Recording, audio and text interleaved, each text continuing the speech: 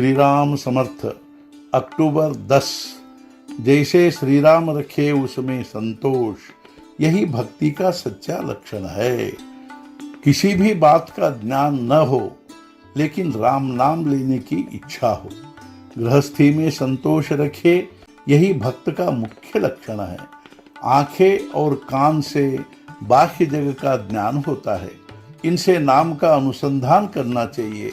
राम को चित्त में लाकर उसकी गृहस्थी हम करते हैं, यह ध्यान में रखें। हमें स्वार्थहीन होना चाहिए। राम नाम से ही ऐसी वृत्ति बन सकती है। जो अवसर पाने पर लाभ उठाता है वही संसार में धन्य होता है। नट चाहे राजा का काम करे चाहे रंक का, वह खूब जानता है कि वास्तव में मैं कौन हूँ।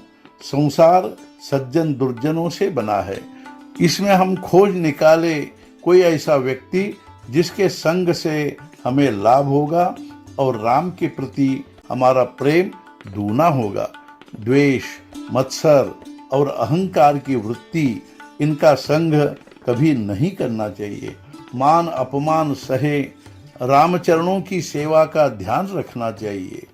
सब कुछ करे लेकिन सच्चा प्रेम साधन पर ही हो।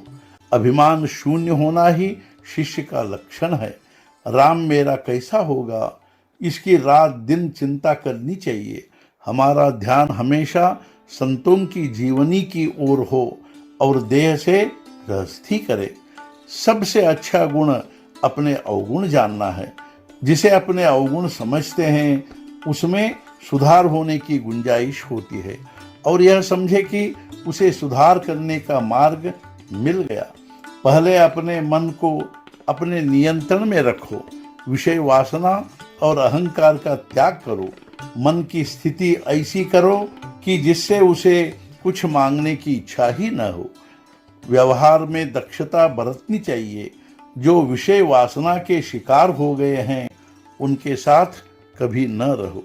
दुर्जनों की संगति ही राम से हमें दूर करती है। अतः सत्संगति करो और राम से अलग होने की भावना ही हमारे मन में पैदा नहीं होनी चाहिए। भगवान वनमाली कब मिलेगा ऐसा सोचकर मन उदास होना चाहिए और मिलन के लिए तड़पन होनी चाहिए। दूसरी किसी भी बात का स्मरण न होना ही तड़पन का लक्षण होता है। पतिव्रता के लिए जैसे पति ही केवल उसके चिंतन का विषय होता है, वैसे ही साधक के लिए साधन होता है। मोह होना बड़ी शर्म की बात है।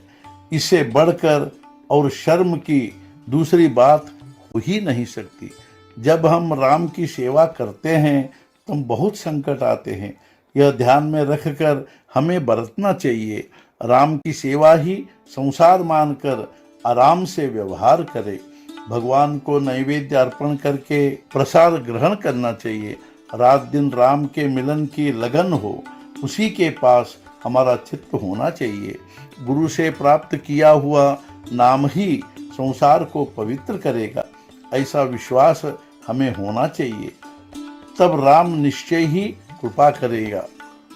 देह से हम राम की सेवा नहीं कर पाए तो कम से कम मन तो हम राम के चरणों में लगा सकते हैं।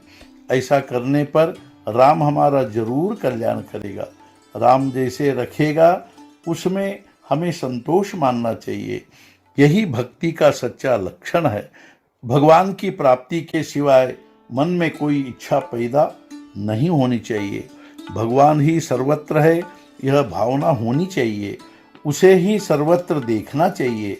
हमें राम का होकर सबके सामने आदर्श निर्माण करना चाहिए। आज के मुख्य विचार, मैं यह त्रिवार सत्य कहता हूँ कि राम नाम के बिना इस दुनिया में और कुछ भी नहीं है। यदि हम निर्हेतुक नाम ले तो आत्मा राम से हमारा नाता प्रस्थापित होगा। सद्गुरुनाथ महाराज की जय। जय जय रघुवीर समर्थ।